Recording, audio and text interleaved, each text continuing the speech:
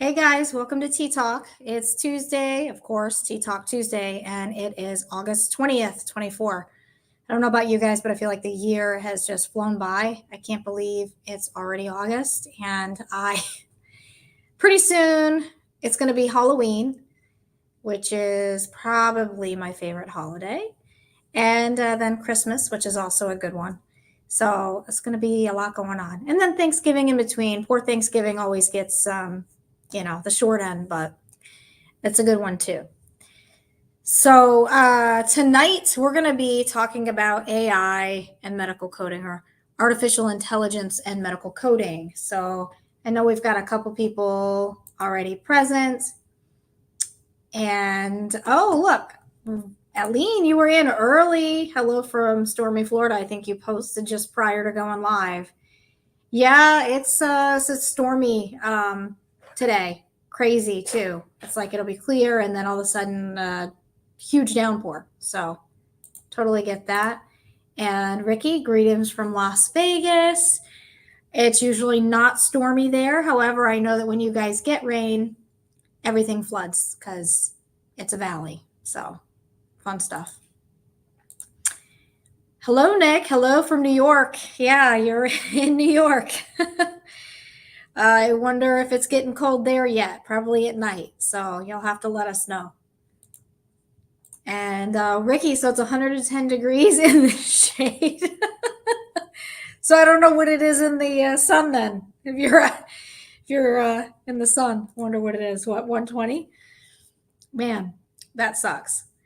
Well, if you guys, of course, have any comments, questions, concerns about AI and medical coding as we go through the discussion tonight, please make sure you comment.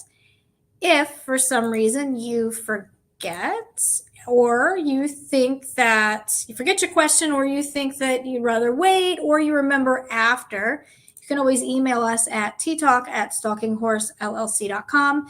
And also for those who are not tuning in live, I have a feeling there's going to be a lot of that as we go through the next part of the year, because I think the holidays, it gets crazy for everyone. So we'll have to see how it goes with Tea Talk. Maybe we'll scale back and just do, once every 2 weeks or once every month, just depending on how the response is through the holiday season. It gets busy.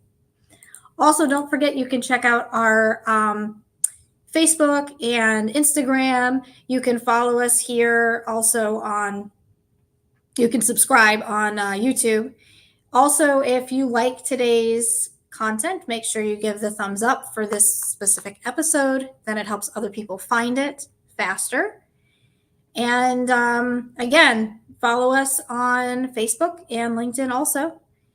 And you can reach us by email at stalkinghorsellc.com. We also have some information on there and some webinars and such too that you can look at. Or if you're in need of any revenue cycle management service, you could reach out and we may be able to help you with that as well. So, all right. Well, the reason that we picked the AI and medical coding topic is because this year I've noticed a huge increase in the amount of articles that have come out. And even within AAPC, they have monthly magazines that when you're a member, you have access to. You read them and you can take their test, get a CEU. But they actually published articles on AI and medical coding in January, February, and March. So 3 months in a row. Then they also posted a webinar that it's actually like if you search, you can find one that you'd have to pay for. Like members, it's $65. Non-members, $85. It's pretty expensive to talk about AI and medical coding, in my opinion. And it's back from 2020. But I also know that there was one that came out like a month or two ago, some kind of free session that they were going over artificial intelligence and medical coding. And honestly, I started getting kind of sick of hearing about it. in a way. But, typically when they keep pushing these topics, it's because it's not going to be going away. And I can understand why. It just reminds me of the whole wave, like when electronic medical records came in and then it ended up becoming a requirement. I don't think AI and medical coding is going to become a requirement, but it's being pushed by software companies more and more. And a lot of that, the functionalities, I think, will become embedded inside of the medical record system. And so whatever EMR you're using, or for documentation, or even for coding, because you can kind of purchase subscriptions in different modules or parts of software. So if a doctor's office doesn't do their own billing and coding, they can just purchase the module like for scheduling and or documentation, or they don't even have to sometimes purchase scheduling. They could just purchase documentation alone. So most of the EMRs, you can kind of like break up what you want from them. So I'm imagining that they're going to start rolling in some more of these options. I mean, a lot of it does exist as add-ons currently. So there's that. But also something that I feel it's important to address is, for years, like even when I started going to school for coding, there were all these rumors that it was going to go away, that we're going to lose our jobs. And back then it was, well, they're doing the electronic medical record, and the electronic medical record already gives the code, like it assigns the code, and then they bill it out at the end of the day. And there's no need for a coder. There's no need for a biller. Like everything is just automatic. And then there's like automatic payment posting when it comes in. And it was like, I don't know if that really makes sense. And it didn't make sense. It just was not true. Now, the rumors started because the software companies that were developing the medical records and billing software application pieces, they were putting technology in there that did make the software capable of having the codes show up, and that process was possible, but it was not what as advertised. I'll say it that way. So providers quickly realized, like, this is not the functionality that I thought that it was. And, we need somebody to be overseeing this or looking at it. That was most providers, I'd say. Some kind of waited until maybe they got audited and come to find out there was a lot of incorrect things that were kind of going out. And even now there's software glitches that, like, clients I know with some softwares that are more powerful, they could put certain claims edits in there, or certain things can be activated where the system will automatically, let's say, apply a modifier. And sometimes it's automatically applying these modifiers, but it's being applied incorrectly. So the technology can only take us so far. And the same thing is still true in AI and medical coding. So I think the big thing was, they're going to lose jobs, this is going to take over. And it's just not true. AI is it's not there yet. And computer can't think the way that a human can. So it doesn't really think, right? It just kind of analyzes or pulls information and then comes up with an answer. It's sort of like a formula. So I also was interested to see, like, after I realized, wow, they had 3 months worth of magazines where they put information in there, or they published an article on AI and medical coding in some fashion. They talked about it. So then the thing I wondered was, are these articles written by coders? Who's writing these articles? Because many times too, you'll have, again, people that work in healthcare technology that want to just promote their product. So they write these articles. I don't know how sometimes they get into the coding magazines. I mean, I guess the information is, it technically is relevant. It's relevant to coding and it is informative. So at least you'd know that it's out there, or is it actually medical coders talking about their experience, or curiously, are they working with any of these technology companies? I'd say that's the biggest fail in the past that occurred with development of the software systems and electronic medical records. And it still occurs today where they do not incorporate or bring on board medical coders and compliance personnel when they are developing or rolling out these products, to where they can assist the client. And then not only that, they should be included in the development as well. There's a lot of things that technology can do, but sometimes they forget to ask the question, well, should it do this? Should it do that?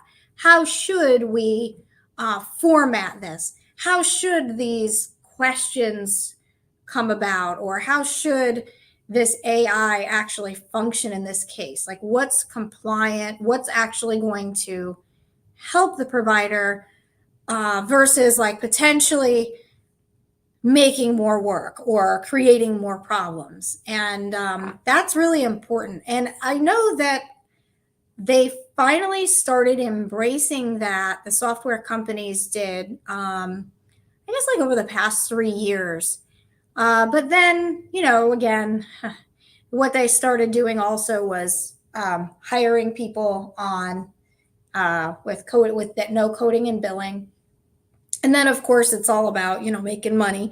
And so they then decided, well, we're going to offer billing and coding services ourselves. So clients who purchase our software have an option to actually also take this package where we do their billing and possibly coding, and we work their AR, and we process their patient statements, and it's going to be this package deal. And so that's a little bit disappointing because then it takes the work away from the companies that have, been putting in the time and effort, and it's competition, and it's actually pretty difficult to compete, because when a provider gets to the point that they're actually selecting this software system that they're going to use, they're putting a lot into that. They're putting a lot of eggs in that basket already. And so then it would feel rather natural for them to move forward with just using that service from that company as well, instead of searching for or going with a company that may or may not work within that software or know that software. And I'm sure one of the components of their pitch is that their employees obviously work with that software, so they know everything about it, the ins and the outs. And I can tell you that that's most likely not the case, just because if you've ever had to call the help desk with any of these companies, you know that it's the luck of the whoever answers. Like, they may know their stuff and they may know less than you when you're asking the question. So, but either way, they finally had identified that, wow, like there's a gap here. We need to actually be working with the coders and billers instead of working against them. Instead of competing and saying, with our product, you don't need human beings. So like your return on investment is like you can fire your staff, and because our product replaces the human. So instead of doing that, they started realizing, no, the software will help your team, and it will make their job easier because we have this functionality. It may not take as long. Maybe you don't need as many people working on your accounts. It's more efficient this way, that kind of thing. So, oh, Ricky, you're pretty funny. So yeah, instead of help desk, the helpless desk. Yeah, that's certainly how it feels sometimes. And I can say too, what drives me nuts is some of the financial reports in these softwares, because we work with several different softwares. We don't actually have our own, like we don't contract with any specific software company for our services, our RCM services. So we, whatever the client has is what we will use. So we've used many, but it's crazy how when you're running reports at the end of the month, sometimes the information just doesn't jive. Like you'll see something on like that the system generates as a month end report, and then you want like an individual breakdown of one of those components. So you run another report, but then the numbers don't match, and there's all these different ways of running them. It's insane. And so that certainly takes a long time to nail down and to get those actual helpful reports together, and then know like which one actually matches up with which, meaning what information is it actually looking at. Because they also get pretty creative when they name those reports. They name them something, and sometimes it's not at all what the report is showing you, oddly. But again, that's because in the design of it and everything, they haven't historically been working with billers and coders in development. So I can understand why it doesn't make any sense. And you might be thinking too that, oh, well, maybe it doesn't make sense because finance people look at it. Well, no, I can tell you that with the different accounting departments that we have worked with, and our CFO being an accountant, they don't make any sense to them either. So that's not the case either. It's just bizarre. So anyhow, I think they may have learned, these companies may have learned from their past mistake, because they have begun marketing for the AI and medical coding, their products. They're marketing their products as like a tool to help or to aid in coding and to make it more efficient and faster and what have you. But I don't know that that's actually true. And the sad part is it would be nice to actually get coders who have used some of these products and have their review. Again, they're kind of selling to the providers, but they're not the ones who are actually using it. And so, for example, I know like one of the articles in the AAPC for their January article, the individual who actually wrote as the author of the article is in healthcare technology, has a BA, and it does say that they are that they specialize in radiology and pulmonology coding, but I don't see any coding certifications. Don't really understand how that would be, how they would specialize in that if they're working in healthcare technology and focusing in on development and innovation, for that. So that doesn't really make sense. But they talk about in the article, like, it says analyze how AI streamlines the CDI process. So how it streamlines clinical documentation improvement. And I mean, that sort of, it goes in line with medical coding. So there's kind of components of how AI in medical coding works. So it's not all about the actual coding itself. So there is something they call computer assisted coding, which is CAC. And that's an AI, a form of AI that helps in actually pulling the codes out of the documentation. So it's trying to read the documentation, and it pulls code suggestions, modifier suggestions for review. Again, I don't really know how helpful that is. I think it's going to depend on the accuracy of it, because, I mean, at the same time, some provider groups, the providers pretty much know generally a roundabout of what the code is.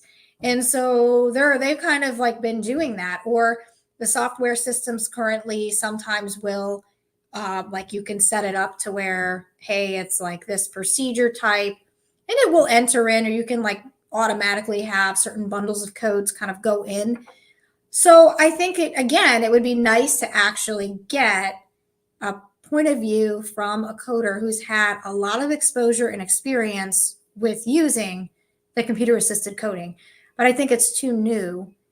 And I don't think that they planned or had a pilot program with coders like trying to use it. Honestly, I think now that they created it, now they're trying to sell it. That's the way that it appears. So, so that's one part of the AI is the actual computer assisted coding. So there's also computer assisted physician documentation. A lot of physicians find it very annoying when they first start using that function. So they'll be going in to document, and the AI can actually what it's intended to do is try to help close gaps in documentation. So the AI kind of looks at what's being documented and then makes recommendations for specificity, for detail, for maybe a comorbidity. But a lot of times there's like an adjustment that can be done where you want it to like look at more or what do I want to say, suggest more information to be reviewed, or you can kind of tone it down to where it doesn't pick up as much. But most providers, particularly in the beginning, find that super annoying, and many of them definitely want it toned down a bit. And again, I'm not directly in their shoes, but I think a mix of the reason that they find it annoying is it's like a mix. I think that some find it annoying simply because they don't want to be bothered with it, not necessarily that it's not helpful, but it's just like another thing that then they have to do or they have to worry about. So it feels like more work. Others may find it annoying because the suggestions that it makes, they may find ridiculous. I've seen that happen where it's suggesting something, and again, because AI and where they are, it's not, again, it can't like think like a person. So what it's suggesting doesn't make any sense. So they, sometimes get frustrated at that and then just, again, don't want to be bothered. Other times there are some providers who actually really like it once they get used to it. So I think it's just a personal preference thing, but the price tag on that function has historically been like really, really, really high. And a lot of that has to do with the fact that it was used, it's used in a lot of places, a lot of companies or ACOs, like anybody that works in risk adjustment or has risk contracts. So anyone that has a large risk program going on typically looks into the computer assisted physician documentation for helping their providers to make sure that they're actually capturing everything. So hospital systems definitely look into it. And again, a lot of these technologies can be added on or rolled into the current software that the hospitals are using, because those software programs are typically more robust, more expensive, larger, because the size of a hospital requires that. So, and also, I think that the technology companies are trying to get the biggest bang for their buck. So they make sure that what they're developing can actually connect with and piggyback off of that software. But there are some limitations. So there may be some provider offices that don't use some of these more mainstream softwares, that they're unable to actually purchase a certain product that they want to piggyback it off of their current software. But again, that's something that's kind of been investigated, and these technology companies are working on becoming like software agnostic so that they could piggyback off of any software. And I think, again, some of the software companies are looking at just kind of bundling some of this stuff into some of their software packages to begin with.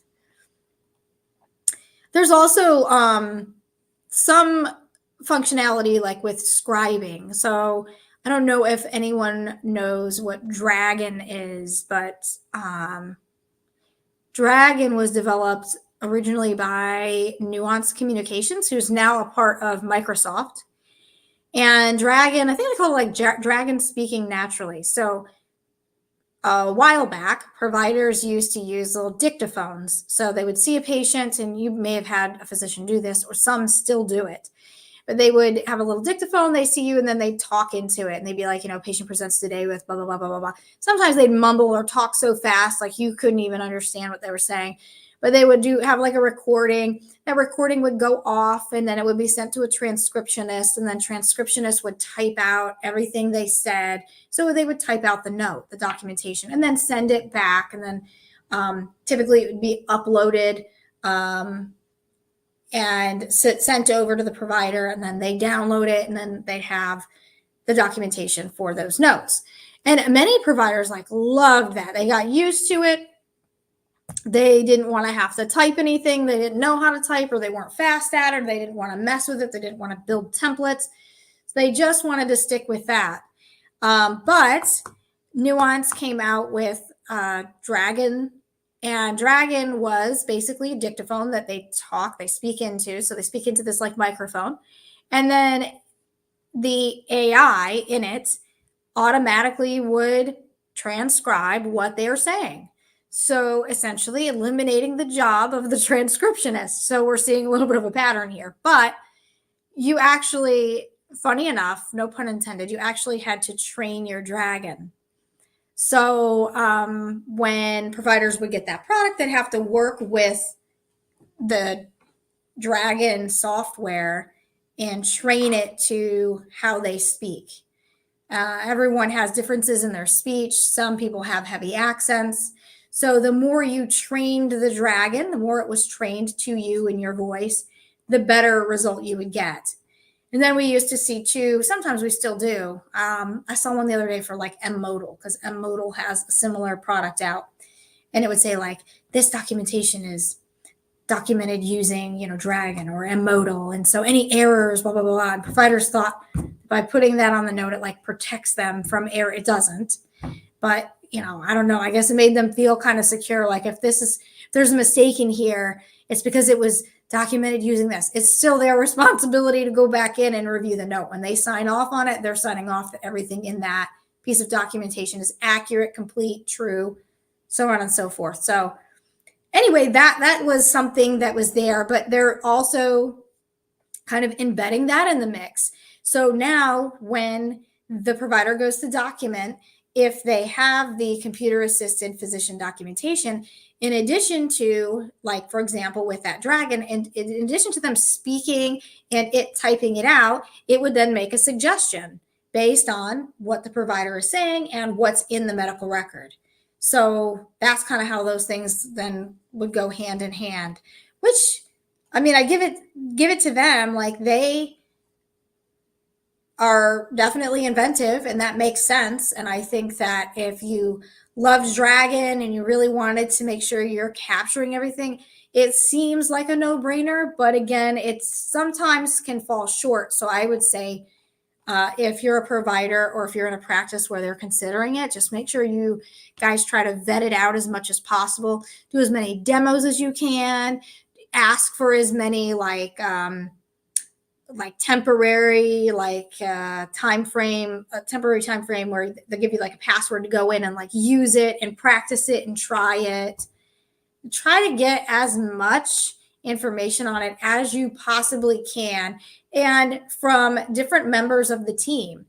Because again, if the provider selects one of these products thinking, hey, this is great, it's making my life easier, I think my documentation looks good, but they're not asking compliance about it, or they're not asking the coding and billing department, they could really be missing something there. And then they drop all this money on paying for this product that then the coding team is maybe having to constantly send queries and say, hey, this is missing from the documentation, or we don't have enough information here or there, or, what have you. So there could be a lot of hiccups along the way. So just, vetting that out and making sure that the company really is centered around customer service. A lot of them say that they are, especially with electronic medical records. Oh my gosh. If you go to purchase software, it just gives me a headache thinking about it.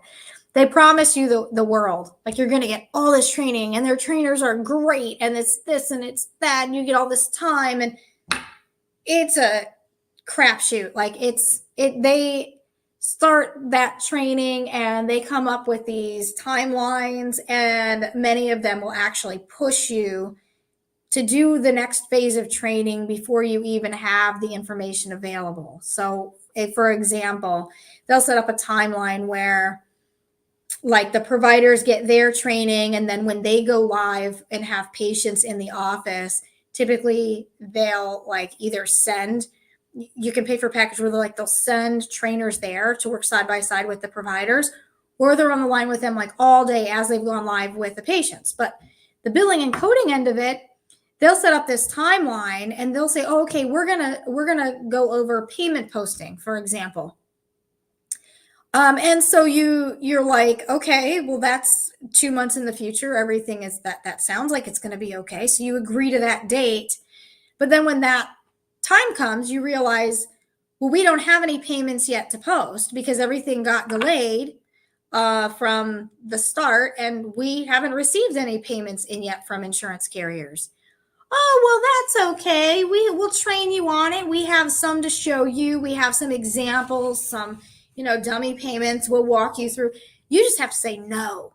No, no, no, no, no. Like, we will wait. You need to push this back. You need to push this back. They want to get it off of their plate. They want to complete it so they can wash their hands of it. They're not going to give you additional time after. And then if they say they are, it's not going to be enough time. We'll give you, we'll give you another hour of training or whatever. No, just move it. So similar thing can be said about this type of purchase. You want to make sure you completely vet it out and that they are customer service centered so that if you're having any difficulties, they are going to truly be there for you and help you through it, and that the training process is pleasant. So again, in that first article from January with AAPC, it was, written by someone in the healthcare technology industry. Then interestingly, I think it was, let's see, is it February? Let's check that out here.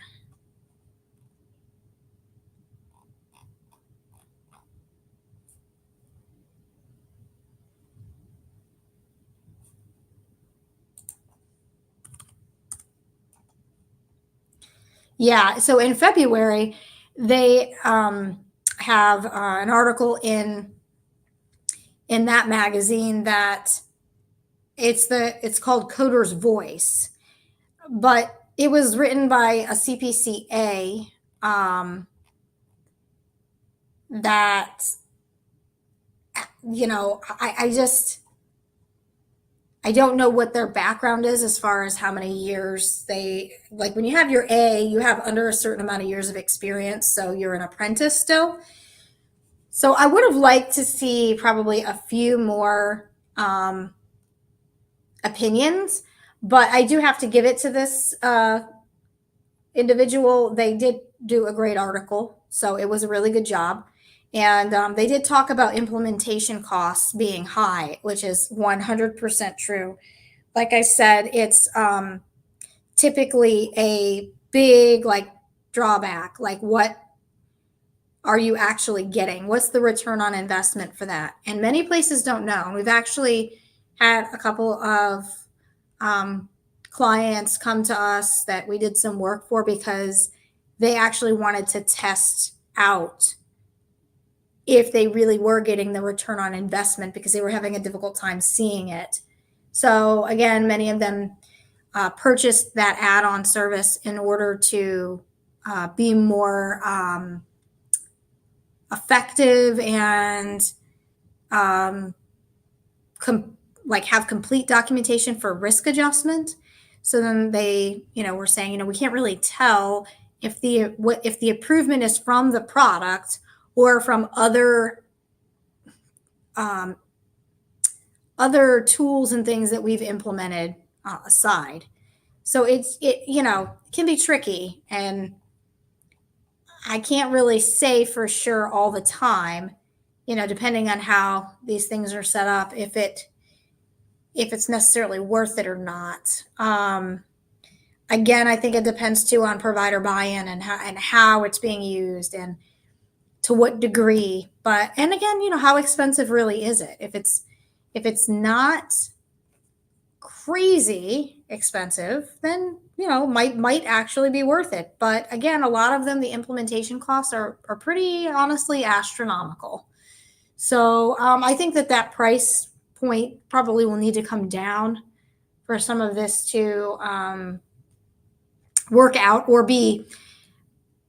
make sense, for some practice, especially smaller practices. Some of the larger hospital systems may be able to do it, but yeah, in order for it to work. And I do know that a lot of times they offer different pricing for smaller practices, but I mean, still comparatively, it is still expensive either way.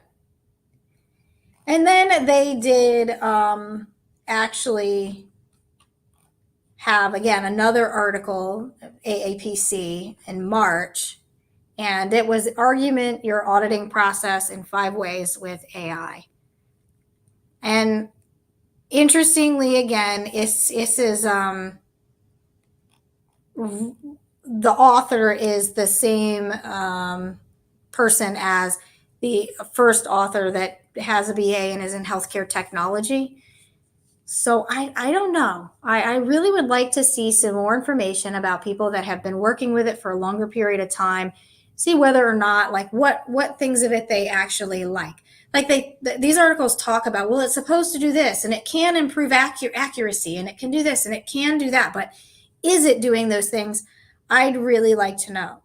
And I'm just sort of getting tired of hearing about like the advertisement of it. I'd like to know, is it actually doing anything? And I do know that several providers, like even personally, that I've been in some appointments recently, that the providers are asking, hey, I have like AI, it's going to listen to this visit that we're having and it would help document, is that okay? And so they're asking for your consent to use the AI during that visit. I know some people would absolutely not want that and say, no, thank you. But I believe the vast majority of people probably like, yeah, okay, I don't care. I don't know. I'm not going to go all conspiracy theory on that. I don't know whether it's going to be, again, good or bad in the long run, but it is listening to the conversation. So again, this is another elevation where I had talked about how the providers would actually speak into like a microphone or the dictaphone, and then it would type it out, transcribe.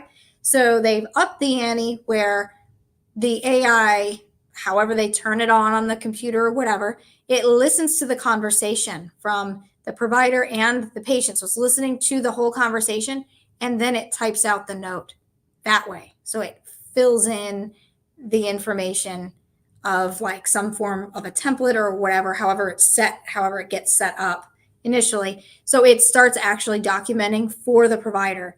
So I think that's actually pretty cool in a way, but I don't know where that information goes. I don't know. I mean, most places when they hack into these hospitals and stuff, they could actually care less about the person's health history. When they're hacking, like for ransom, they're more interested in, hey, we've got all these social security numbers and addresses and this and that, and then we're not going to release the information back to you. Like, we're locking you out of your own records until you pay us. But I'm sure there's other countries that would like to get their hands on information about, healthcare system overall here. And there's probably a lot of data in there to sift through for a lot of different reasons, things I probably couldn't even think of. So we also have to worry about the security of it all. And so that's another thing to think about if you're going to add on one of these products. So you really want to make sure that it is secure, that it's safe, that the patients are aware. I do think that it is. In my opinion, it's absolutely necessary to be asking if the patient is okay with having that AI listening into the conversation and then documenting the note. So, sort of a little bit crazy, right? I feel like we're talking about, like, I don't know, like we're in the Terminator or something, like everything's kind of developing more and more. So, yeah, AI is getting there, getting a little scary. So I hope I didn't bore you guys to death on that AI chat. But again, I've just been hearing it over and over and over again since the beginning of this year. And I mean, from other places as well as AAPC, I just kind of picked on them because they had, 3 articles in a row, plus they have, a webinar that you pay for, plus they were advertising. It was just like constant. But I do know that there's been some stuff with the HEMA. There's stuff with other companies online, just articles posted everywhere. And so I was just like, why do they keep bringing this up? Oh, hi, Lindsay. I didn't know you were there. So it's so interesting, but a little scary as well. Yes, it is. It is. We'll see. And I also am interested to hear I've been mentioning the coder's perspective, but I'm also interested to hear some of the providers' perspectives too, because I know some have actually started using it that we've done work with. And we haven't really gotten a lot of feedback on what they're thinking if they're going to continue to use it. So, Aline, it's very scary. Yeah, can be, for sure. I don't know. We'll see if it really takes off or not, and how far it goes. I'm sure there's certain aspects of what they've been developing that will do well, will sell well, and that will grow, but maybe not all of it. Yeah, so right, I know we've had that conversation. Like, I want to know how it works in the office. So, Lindsay, yeah, it's one thing, like, we kind of know. I knew from reviewing documentation after the fact that providers were using it. I was informed, but I was like, how exactly is that working? And then again, just recently, a couple of times, I was aware of it from the other end, like the provider saying, hey, I have this product, I'd like to use it, is that okay? And from the patient side, in my specific instances, it was a telehealth, so there was nothing that we noticed any different from the patient, and like, we wouldn't have known if the provider didn't say anything. We wouldn't have known, which I guess can be scary too. Like, if you're one of these people that absolutely would not want someone to use that, I don't know how you would know unless they told you. So that's also kind of interesting. But yeah.